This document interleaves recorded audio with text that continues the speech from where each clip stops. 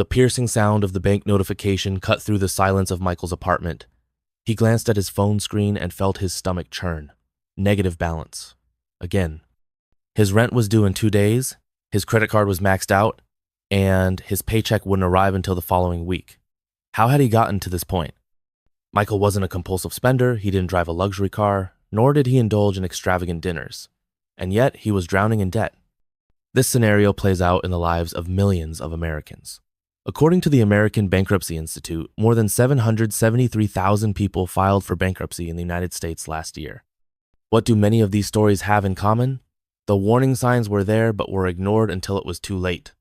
The first step in avoiding bankruptcy is recognizing the warning signs. If you constantly rely on overdrafts, delay payments, or depend on credit cards to cover basic expenses, it's time to act. Small spending habits and seemingly harmless financial decisions can trigger a devastating domino effect. Most people don't realize they're in free fall until they hit rock bottom. Michael started analyzing his finances more closely and noticed troubling patterns. He had a decent income but spent impulsively. Subscriptions to services he rarely used, dining out, impulsive online shopping, small expenses that, when combined, drained his budget without him realizing it. Each month, he covered these extra costs with his credit card, pushing the problem further down the road. It was a vicious cycle that only deepened his debt. The solution began with an honest diagnosis. Michael tracked every expense for a month and realized that 40% of his salary was disappearing into non-essential spending. He adopted the 50 divided by 30 divided by 20 rule, a simple budgeting strategy. 50% of income for necessities, housing, food, essential bills, 30% for wants, entertainment, shopping, subscriptions, and 20% for savings and debt repayment. It was a shock to discover that he had been spending more than 60% on entertainment and unnecessary expenses, while his savings were non-existent. The lesson here is clear. Identifying the signs that your finances are spiraling out of control is the first step in avoiding bankruptcy. If you see yourself in this situation, start today. Track your expenses, identify patterns, and implement gradual changes. Small adjustments now can prevent a financial crisis in the future. After all, no one wants to wake up one day and realize they've lost everything because they ignored the warning signs. Michael's problem was not an isolated case. When looking at the statistics, the situation became even more concerning. According to a study by the Federal Reserve, 40% of Americans would not be able to cover a $400 emergency without resorting to credit or loans. But how do people reach this level of financial vulnerability? The answer lies in the leading causes of personal bankruptcy in the United States. Financial experts point out that there are 3 major factors leading to bankruptcy: credit card debt, unexpected medical expenses, and lack of financial planning. The story of Lisa, a high school teacher, perfectly illustrates this trap. Lisa had always paid her bills on time, but an unexpected health issue turned her life upside down. Without an adequate emergency fund, she had to rely on her credit card to cover medical tests and medications. When her medical bill reached $15,000, the interest began to spiral out of control. In just 1 year, her debt had nearly doubled. Lisa tried to make minimum payments, but the interest consumed any progress she made. Like many Americans, she realized too late that she had no contingency plan. According to the American Journal of Public Health, about 66.5% of bankruptcies in the U.S. are linked to medical issues. The most alarming part? Many of these people had health insurance but were blindsided by high co-payments, steep deductibles, or treatments not covered by their plans. Another major factor is irresponsible credit use. The easy access to credit cards and financing creates an illusion of purchasing power that does not actually exist. According to the Federal Reserve, Americans' total credit card debt exceeds $1 trillion. What starts as small installment purchases quickly snowballs into overwhelming debt. The average interest rate exceeds 20% per year, making it nearly impossible for those who can only afford minimum payments to escape the cycle. But there is a way out. Lisa began regaining control of her finances by applying the snowball strategy, a simple method to eliminate debt. She organized all her debts from the smallest to the largest and prioritized paying off the smallest one while making minimum payments on the others. Each cleared debt gave her a psychological boost to keep going. Had she prepared earlier, she could have avoided this crisis altogether. The biggest takeaway from this chapter? Avoiding bankruptcy starts with recognizing the risk factors. If you rely on credit cards for daily expenses or don't have an emergency fund, you are financially vulnerable. But there is still time to act. Start by reviewing your expenses, creating a debt repayment plan, and building an emergency fund. Don't wait for a crisis to understand the importance of solid financial planning. The next step, learning how to climb out of the financial hole even when it feels like there's no way out. Michael felt like he was trapped in a bottomless pit. Every attempt to get out of debt seemed to push him even further down. The bills piled up, the interest kept growing, and the psychological pressure was devastating. But then, he started studying stories of people who had faced even worse financial challenges and managed to turn things around. He realized that no matter how big the problem was, there was always a way out, and it started with a plan. David's story illustrates this perfectly. A tech entrepreneur, he had lived years of luxury financed by loans and credit cards. Fine dining, expensive trips, and high-end possessions were part of his routine. When his startup failed due to a planning mistake, he was left with over $100,000 in debt. With no stable income, he lost his apartment, sold his car, and had to move back in with his parents at the age of 38. The shame was overwhelming. The feeling of failure consumed him. But instead of giving up, he decided to face the situation strategically. David followed 3 fundamental steps for his financial recovery. First, he listed all his debts, including interest rates and due dates, to fully understand the severity of his situation. It was a tough but necessary moment. Only by confronting the real numbers did he grasp the depth of the hole he was in. Next, he contacted his creditors to negotiate lower interest rates and longer repayment terms. Many banks and companies prefer to receive a reduced payment rather than nothing at all. The negotiations required persistence, but they worked debts had their interest rates lowered, while others were restructured under more manageable conditions. Finally, he focused on increasing his income. He took on side jobs, eliminated all unnecessary expenses, and dedicated every extra cent to paying off his debts.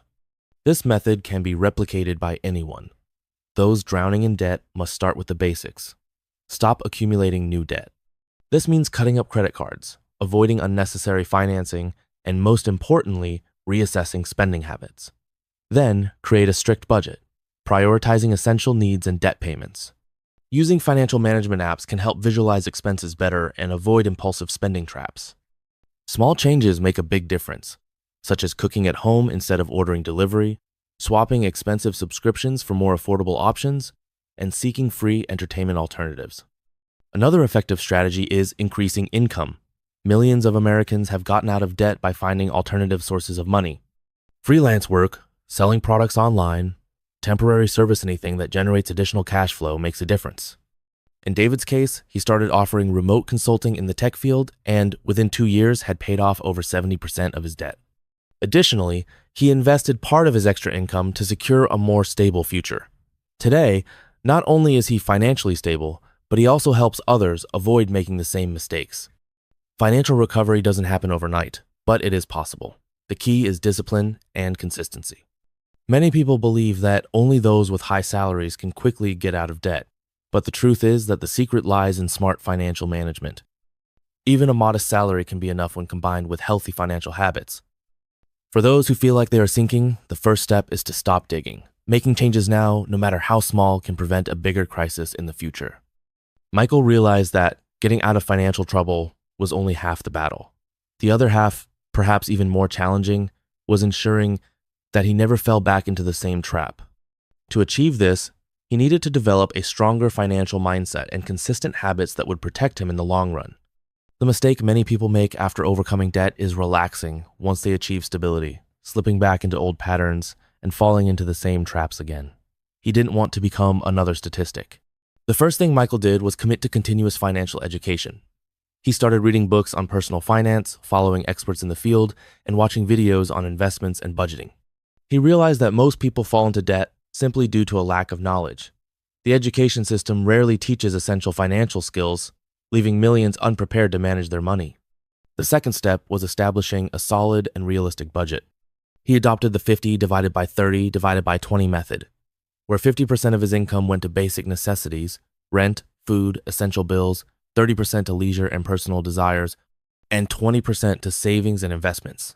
This approach helped Michael better control his spending, ensuring he always had a financial safety net. But he knew that a budget alone wasn't enough. So he implemented a strict expense tracking system. Financial apps like Mint, YNAB, and EveryDollar helped him visualize exactly where his money was going.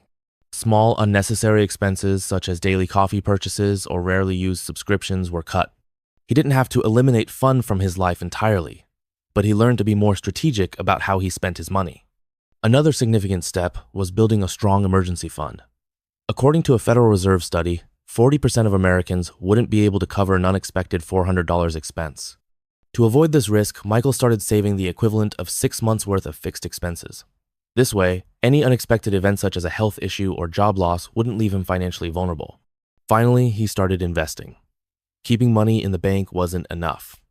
He needed to make his money work for him. He studied index funds, retirement plans, and low-risk investments, ensuring that his financial stability continued to grow in the long term. Over time, his relationship with money changed completely. The real key to avoiding financial problems in the future isn't just getting out of debt, it's developing the habits and mindset that guarantee continuous growth.